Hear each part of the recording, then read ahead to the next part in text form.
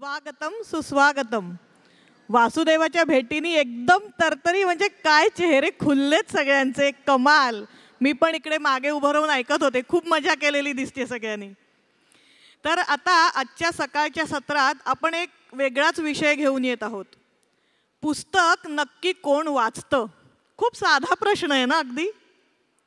पण खरं सांगू तर हा एक आरसा आहे समाजाच्या वाचन संस्कृतीचा, आपल्या व्यक्तिगत सवयींचा आणि आपल्या विचारक्षमतेचा.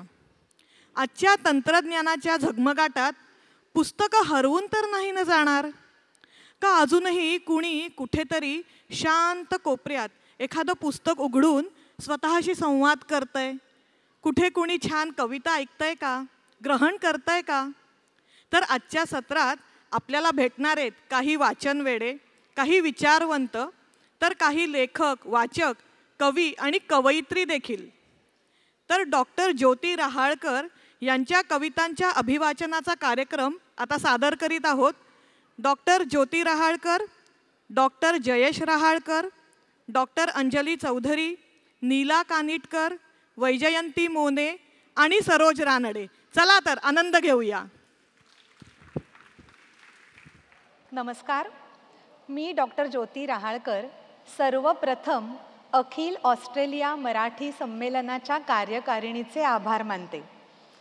निलिमाताई बेर्डे, डॉक्टर अंजली चौधरी, श्रीयुत नितीन चौधरी यांचे खास आभार, कारण त्यांच्याच विशेष प्रयत्नांनी आज आम्ही थेट भारतातून तुमच्यासमोर इथे आलेलो आहोत.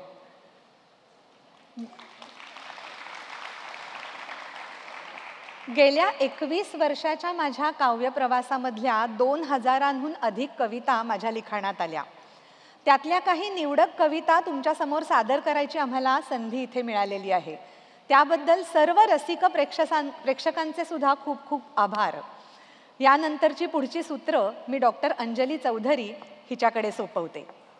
आपल्या अखिल ऑस्ट्रेलिया मराठी संमेलनामध्ये आम्ही सादर करीत आहोत मानवी मनातील प्रेम, मैत्री, नातेसंबंध, निसर्ग तसेच अध्यात्म यांना स्पर्श करून जाणारा एक आगळा वेगळा काव्याविष्कार, पुस्तक नक्की कोण वाचतं.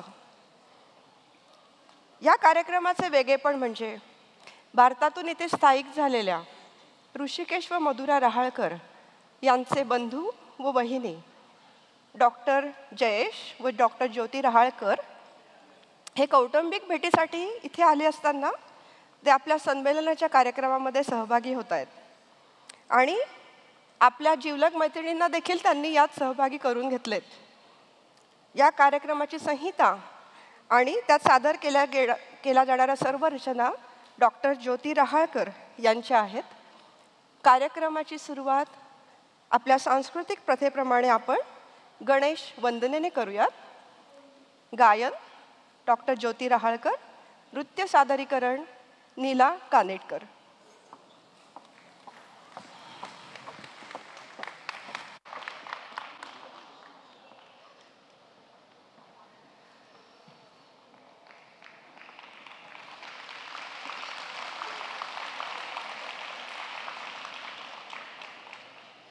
गजानना तू विघ्न विनायक, गणाधीश तू संकटनाशक. गजानना तू विघ्न विनायक, गणाधीश तू संकटनाशक. गौरी तनया हे रंबा, कार्यसिद्धीचा प्रसाद द्यावा. गजानना तू विघ्न विनायक, प्रथम करीतो वंदन तुझला. सकलांची तू बुद्धी देवता, तल्लीन होऊन तुझिया चरणी, शक्ती बुद्धीची करू आळवणी.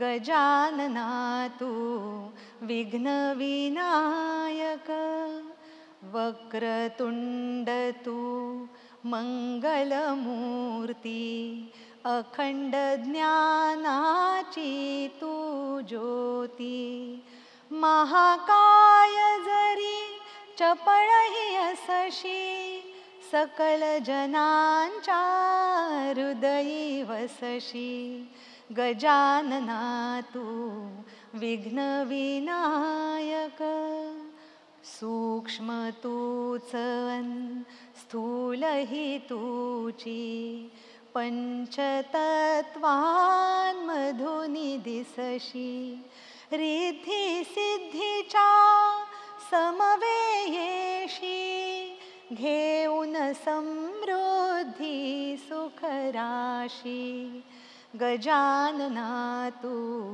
विघ्न विनायक गणाधीश तू संकटनाशक गौरी तनया हे रंबा कार्यसिद्धीचा प्रसाद द्यावा गजानना तू विघ्न विनायक.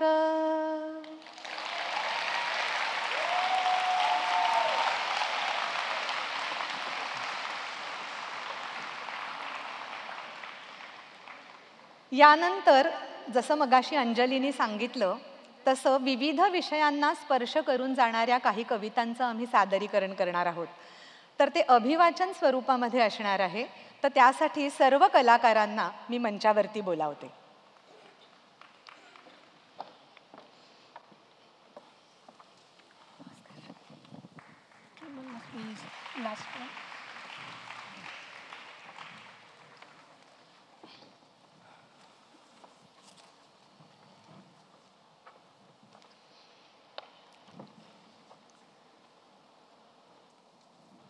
ज्योती, संमेलन म्हणलं की एकत्र जमणं आलं, मौज मजेबरोबरच ज्ञानात भर घालणं सुद्धा आलं. पण या कॉम्प्युटरच्या युगात माणसांचं एकमेकांना भेटणं किती कमी झालंय नाही. त्यात परत वर्क फ्रॉम होमचा नवा ट्रेंड, त्यामुळे भेटीगाठीसुद्धा कमी झाल्यात. तुला पण असं वाटतं का रे की हा तर ट्रेंड कमी झालाच आहे, पण अजून एक कुठली तरी गोष्ट सध्या कमी होत चालली आहे? एकत्र जेवणं, गप्पा मारणं. अजून ओळख बरं? पुस्तकं वाचणं. बरोबर. तर आजकाल पॉडकास्ट, किंडल सगळं काही ठीक आहे, पण हातात पुस्तक घेऊन वाचण्याचा आनंद काही वेगळाच आहे. आता हे बघ, मुखपृष्ठ, मलपृष्ठ, काही मजकूर आणि थोडी चित्र. मुखपृष्ठ, मलपृष्ठ, काही मजकूर आणि थोडी चित्र, याशिवाय पुस्तकात वेगळं असं काय असतं? मला सांगा, हल्ली पुस्तक नक्की कोण वाचतं? कवी, लेखक, शास्त्रज्ञ, तत्त्वज्ञही देखील. कवी, लेखक, शास्त्रज्ञ, तत्त्वज्ञही देखील घेतात लेखणी आणि लिहित जातात काही बाही. पण हातात धरून पानं उलटायचे कष्ट तरी कोण घेतं? मला सांगा, हल्ली पुस्तक नक्की कोण वाचतं? कोऱ्या पानांच्या गंधांनी हरखून जाणारे, पहिल्यापासून अखेरपर्यंत अक्षरही पिऊन घेणारे, त्यातून त्यांना नक्की काय कळतं? त्यातून त्यांना नक्की काय कळतं? मला सांगा, हल्ली पुस्तक नक्की कोण वाचतं? वाचाल तर वाचाल, वाचाल तर वाचाल असं म्हणणारेही असतात. पुस्तकाच्या पुस्तकं रद्दीत टाकणारेही असतात. काळ्यावर पांढरं करून कसं तरी छापणारे पण असतात.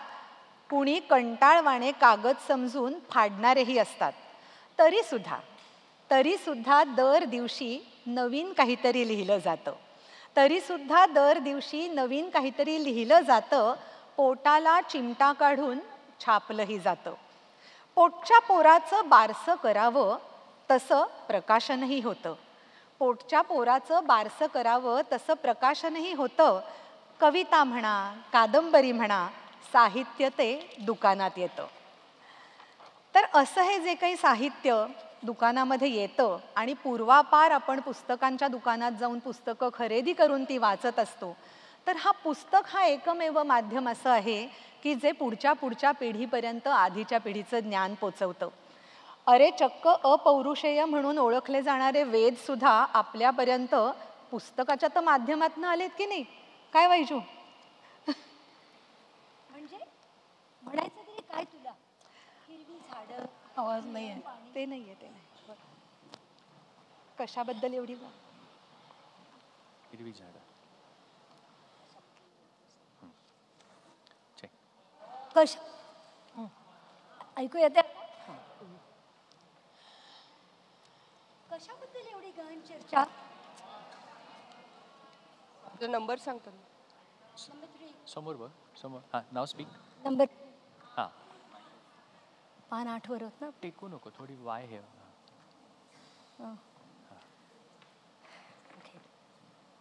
शेवटचं घेते परत. अपौरुषेय असे समजले जाणारे वेद सुद्धा आपल्यापर्यंत पुस्तकातूनच तर पोचलेत. कशाबद्दल एवढी गहन चर्चा चालली आहे? अगं वैजूताई, पुस्तकं वाचली जातात का नाही याबद्दल चर्चा चालली होती. तुझं काय मत? हे बघ, मनातलं शब्दात उतरवणं सोपं आहे, पण ते शब्द पुढं पोहोचवायचे तर पुस्तकांचं माध्यम हवंच. पूर्वी पुराण काळातही भूर्जपत्रावर लेखन व्हायचंच की. खरंच की, लेखन वाचन संस्कृती ही देवांनीही पाळली आहे. पण या सृष्टीचा निर्माता, पालक आणि चालक म्हणजे परमेश्वर. आपल्या धकाधकीच्या आयुष्यात आपण कामाच्या व्यापात इतके अडकतो की त्याच्याकडे लक्ष द्यायला आपल्याला वेळच मिळत नाही. आणि मग आजूबाजूच्या सृष्टी सौंदर्यापासून सुद्धा आपण दूर तर जातो. म्हणजे म्हणायचंय काय तुला? हिरवी झाडं, निळं पाणी, डोंगर दऱ्या, खुलं मोकळं आकाश रोजच तर बघतो आपण, आणि त्याचा पुरेपूर आनंदही घेतो. अगं हो ग, आनंद तर घेतो, पण तुला माहिती आहे का, या निसर्गाकडनं पण शिकण्यासारखं खूप काही असतं. परवाच अंजू काहीतरी तिच्या अनुभवाबद्दल सांगत होती. परवा एकदा वाड्याकडे सामान आणायला गेले होते. परतताना फाटकापाशी अंगणातच धडपडले होते. सामानातले काही पुढे फुटून पडले होते. माझे दोन्ही कोपर ढोपर खरचटलेले होते. कशी बशी पिशवी भरून घरात आले. पिशवी भरून घरात आले होते. किरकोळ माझ्या जखमांची काळजी घेण्यात गुंतले होते. घरात नुसते लाड प्यार, कारण बाळीला लागले होते. असेच पुढचे 2 दिवस कौतुकात पुढे सरकत होते. तिसऱ्या दिवशी सहजच सायकल घेऊन फाटकात आले. पडले होते त्या जागी थपकून पाहू लागले. हिरव्या लुसलुशीत पानांनी माझं लक्ष वेधून घेतलं. मोहरी, मटकी, मूग, मेथीला धुमारे फुटले होते. मी आणलेल्यातले सामान जे मातीत मिसळले होते, त्याच मातीचं सोनं म्हणून नवांकुर फुटले होते. धडपडूनही तकता येतं, पुन्हा उभं राहता येतं, हे समजून गेले होते. निसर्गाने आज मला हे पटवून दिले होते. निसर्गाने आज मला हे पटवून दिले होते. खरंच ग, खरंच केवढीही सृजनाची शक्ती. म्हणतातच ना की निसर्गासारखा महान गुरु नाही. अगं गुरुवरून आठवलं, परवा म्हणे नीलाताईला तिची एक मैत्रीण भेटली होती आणि तिला असं वाटत होतं कुणीतरी आपल्याला गुरु करावा, आणि त्याच्यासाठी ती एवढी काळजीत पडली होती. पण नीलाताईने तिला इतकं छान समजावून सांगितलं. सांग ना भरत नीलाताई. ह्याचं पाहिलं त्याचं पाहिलं, ह्याचं पाहिलं त्याचं पाहिलं, मलाही मग वाटून गेलं. काहीतरी आधार हवा, आपल्यालाही एक गुरु हवा. वाटून गेलं गुरु हवा, पण तो कसा बरं मिळावा? दत्तगुरु महान गुरु म्हणून गुरुवारचे उपास केले सुरू. हा मठ तो मठ, दर गुरुवारी एक एक मठ. जन्मपत्रिका, ग्रहगोल, ज्योतिषाचे आडाखे सारे फोल.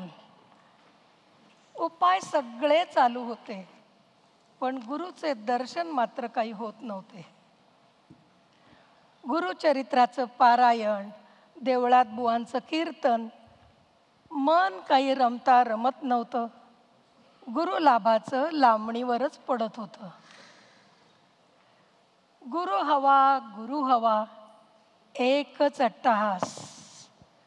डोळे मिटून शांत घेतला मोकळा श्वास. तो दीर्घ श्वास मला संयम शिकवून गेला. गुरुच माझा जणू तो रक्तात मिसळून गेला. डोळे उघडले हळूहळू, समोर दिसला भोळा बाळू. मन लावून अंगण झाडत होता. सदऱ्याला मधूनच नाक पुसत होता. कामात रमलेलं त्याचं मन जणू माझा गुरु झालं. तल्लीन कसं व्हावं हे झटक्यात शिकून गेलं. बाहेर पडले अंगणातून, चालू लागले रस्त्यातून. धुरकट डोळ्यांची हंसा पाहत होती रस्ता ओलांडू. चटकन पुढे सरसावला 12-13 वर्षाचा चंदू. हंसाचा हात पकडून हळू चालू लागला. त्याची परोपकारी वृत्ती माझी गुरु झाली. गांगरून गेले कळलंच नाही ही कसली प्रचिती. आता माझी नजर एका जागी ठरेना. चराचरातून शिक्षण घ्यायची भूक काही मिटेना. गुरु म्हणजे महान, गुरु असे सर्वव्यापी, शिष्यांना पावणारा, पुरून उरणारा. गुरु असतो अवतीभवती, गुरु असतो अवतीभवती. जेवढी जास्त श्रद्धा उर्मी, तेवढी गुरु लाभाची हमी. गुरु भेटेल ठाई ठाई. अहो गुरु भेटेल ठाई ठाई, पण तो दिसण्या तशी दृष्टी हवी. तो दिसण्या तशी दृष्टी हवी. म्हणूनच म्हणतात बहुधा की 100 गुरु करावेत. ठरवतो आपण पुष्कळदा, पण हे जे मन आहे ना ते फार विचित्र आहे ग. विचित्र म्हणजे ग? अगं विचित्र म्हणजे ना त्याचं असं काही विशिष्ट स्थानच नाही. घटकेत असं तर घटकेत तसं. ऐक जरा. मन गुंतते गुंतते त्याला गच्च बंध पाश. मन गुंतते गुंतते त्याला गच्च बंध पाश. मन मोकळे मोकळे नाही कोणाचाच धाक. मन मोकळे मोकळे नाही कोणाचाच धाक. मन गुंतते गुंतते त्याला गच्च बंध पाश. कधी फिरे वाऱ्या संगे घाली मंजुळ शिशिळ. कधी जड जड होई जणू कठीण कातळ. कधी हिरवी कैरी ते कधी पिकलेला आम्र. कधी दाट दाट धुके कधी दाट दाट धुके. कधी दाट दाट धुके कधी विरळ साधूर. मन गुंतते गुंतते त्याला गच्च बंध पाश. कधी कधी घालते थैमान कोपी शंकराचा आव. कधी घालते थैमान कोपी शंकराचा आव. विष पिऊनही शीत जणू निळकंठ सांब. कधी वाहे वाऱ्या संगे कधी मुरलीचा सूर. कधी वाहे वाऱ्या संगे होई मुरलीचा सूर. मन चंचल हे भारी मन, चंचल हे भारी मन, चंचल हे भारी त्याचा बदलता नूर, मन गुंतते गुंतते त्याला गच्च बंध पाश. क्या बात आहे, वा वा. वा सरोज काकू, मनाचे हे सगळे पैलू तेही किती सुरेलपणे तुम्ही आमच्या समोर मांडलेत. तर असं हे मन सुखदुःखाची अनुभूती देणारं, आठवणीत रमवणारं, अशीच एक रम्य आठवण. माझ्या अंगणात असे एक फुललेला चाफा, माझ्या अंगणात असे एक फुललेला चाफा, त्याच्या शेजारीचं मस्त झुलणारा झोका, संथ वाहणारा वारा, संथ वाहणारा वारा वाहे सुवास त्या संगे, त्या चाफ्याचा सुगंध चहू दिशांना तरंगे. माझा एक एक श्वास, माझा एक एक श्वास असा धुंद धुंद खास, देह बसला झोक्यात मन वाहे वाऱ्यावर. चाफ्याची त्या जादू, चाफ्याची त्या जादू मज नेई भूतकाळी, ते इवलेसे रोप त्याची श्यामल सावली. काळ धावतो वेगाने, काळ धावतो वेगाने त्याची महती अगाध, छोटे रोपटे चाफ्याचे बहरले फुलपान. रमलेले मन, रमलेले मन त्याला आठवांची नक्षी, रमलेले मन त्याला आठवांची नक्षी, तोच चाफ्याचा सुगंध या सगळ्याच्या साक्षी, या सगळ्याच्या साक्षी. मस्त. खरंच मित्रांनो, काही आठवणी रम्य असतात ना, पण सध्याच्या बिझी लाईफमध्ये सगळे घड्याळाच्या ठोक्यावर चालतात. किती धावलं तरी ते घड्याळ पळतच असतं. हे ऐका. घड्याळातले काटे जणुकी चालतात ऐसे, घड्याळातले काटे जणुकी चालतात ऐसे, तुम्हा आम्हाशी या दुनियेशी घेणे देणे नसे, अहो घेणे देणे नसे. दोन पायी मानव असोवा चतुष्पाद प्राणी, दोन पायी मानव असोवा चतुष्पाद प्राणी, बिनपायाचे घड्याळ करते नेहमीच कुरुघोडी, बिनपायाचे घड्याळ करते नेहमीच कुरुघोडी. तीन हातांनी आकड्यांवरुनी गोल गोल फिरत असे, तुम्हा आम्हाशी या दुनियेशी घेणे देणे नसे, अहो घेणे देणे नसे. उठल्यापासून निजेपर्यंत धावतात सारी, उठल्यापासून निजेपर्यंत धावतात सारी, वेळ गाठण्या आपुल्या परीनी जो तो यत्न करी. भिंतीवरी वा मनगटावरी खट्याळपणे ते हसे, तुम्हा आम्हाशी या दुनियेशी घेणे देणे नसे, अहो घेणे देणे नसे.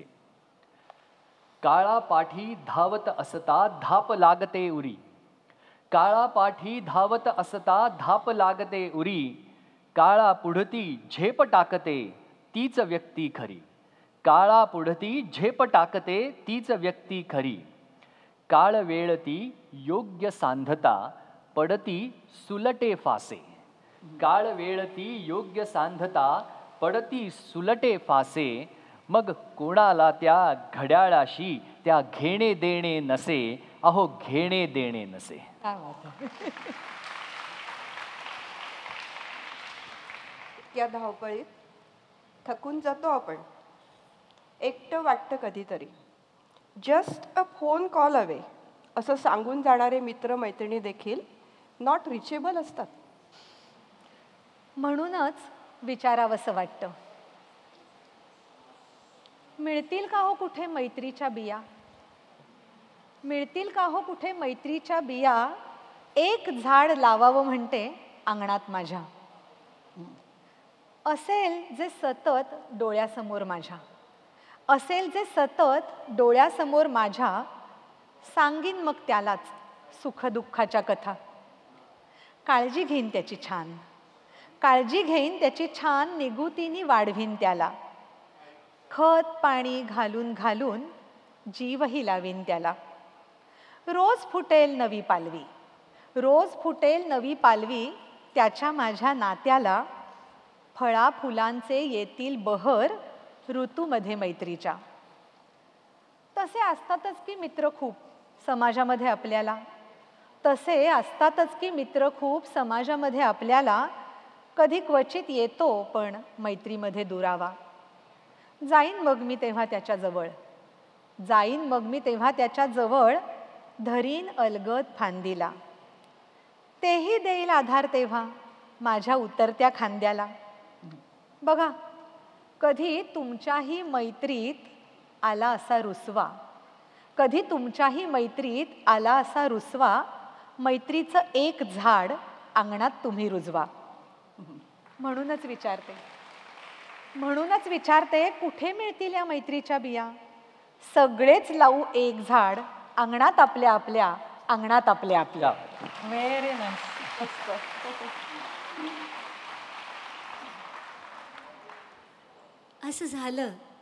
असं झालं तर किती धमाल येईल. एखाद्या बहरलेल्या वृक्षासारखं आपलं आयुष्य मित्रमैत्रिणींनी फुलून येईल. आणि अशीच तर माणसं जोडली जातात. सुरुवात करायला लागते ती फक्त एक पाऊल पुढे टाकून. म्हणूनच म्हटलंय ना, अनेकाची सुरुवात आपण एकापासून करतो. अनेकाची सुरुवात आपण एकापासून करतो. प्रेमाचा एकच कटाक्ष हृदय जिंकून घेतो. दुसऱ्यासाठी ढळलेला एकच अश्रू पुरतो. आपल्यासाठी कोणी रडतंय एवढं पटवून देतो. एक थेंब अत्तराचा वातावरण भारून नेतो. एक किरण आशेचा यश शिखरावर नेतो. एक दगड मैलाचा अंतर जोडत जातो.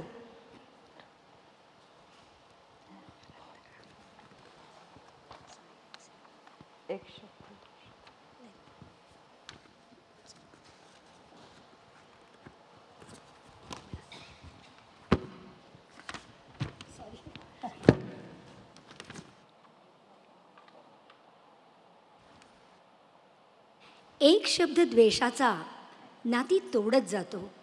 एक शब्द द्वेषाचा नाती तोडत जातो. एक क्षण मोहाचा उद्ध्वस्त करून जातो. एक चुकीचा पत्ता डाव उधळू शकतो. एक निसटता धागा शिवण उसवत नेतो.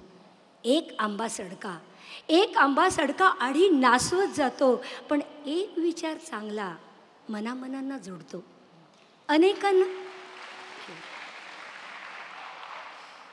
अनेकांना त्यातून एक करत जातो. एकच रंग नेहमी रंगत आणत नसतो. एकाच हाताने टाळीचा आवाजही येत नसतो. एकाचे होतात अनेक अनेकातून एक होतो. एक सुखी होतो जो हा नियम समजून घेतो.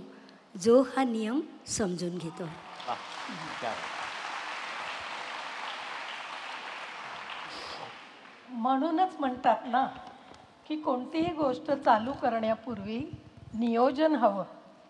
त्याबद्दलचे सगळे नियम समजून घ्यायला हवेत. पण आपल्या मनातला एकच भाव असा आहे की ज्याला कुठलाही नियम नाही. तो म्हणजे प्रेम. प्रेम म्हणजे नक्की काय असतं? प्रेम म्हणजे नक्की काय असतं? जिव्हाळा मायेचंच का होते दुसरं नाव असतं? प्रेम बसतं म्हणजे काय होतं? प्रेम जडतं म्हणजे काय होतं? आणि माणूस प्रेमात पडतं म्हणजे तरी नक्की काय होतं? हे प्रेमाचं बसणं, जडणं अन प्रेमात पडणं सारखंच का असतं? प्रेम म्हणजे नक्की काय असतं? जिव्हाळा मायेचंच का होते दुसरं नाव असतं? प्रेम बसलं की परत उठतं का? प्रेम जडलं की कायम टिकतं का? जर काहीच होत नाही यातलं, तर प्रेम म्हणजे नक्की काय असतं? जिव्हाळ्यात मायेचंच का ते दुसरं नाव असतं? नक्की काही कळत नाही, पण बहुधा प्रेम हा हॉर्मोन्सचा मोठा गोंधळ. पण काही म्हणा, बसलं म्हणा, जडलं म्हणा, वा माणूस प्रेमात पडलं म्हणा, बसलं म्हणा, जडलं म्हणा, वा माणूस प्रेमात पडलं म्हणा, प्रेम असतं म्हणूनच नातं टिकतं.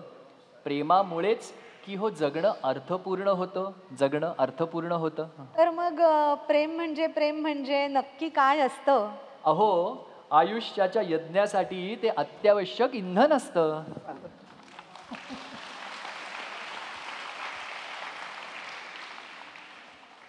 असे आपल्या आयुष्यातले उत्कट भाव कोणाच्या तरी प्रतिभेतून शब्दात येतात आणि ते शब्द पुस्तकात उतरतात.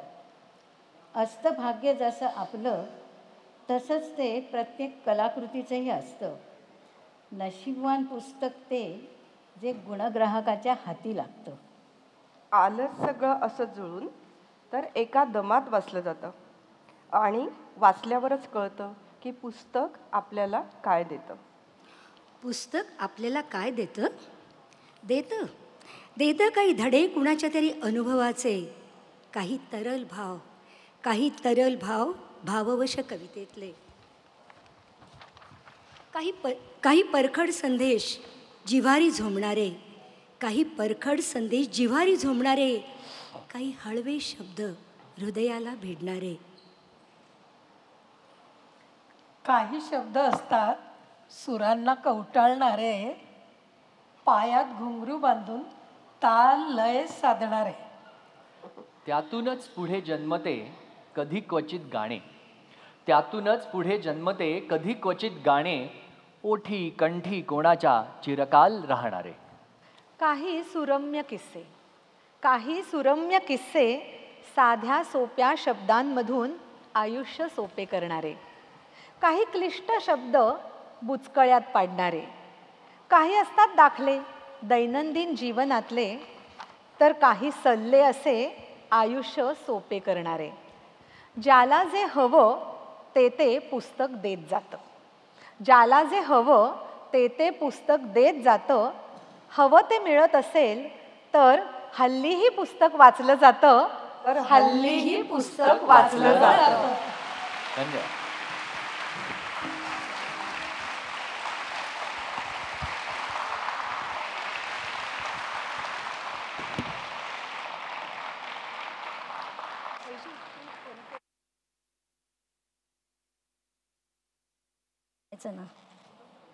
उभं राहा.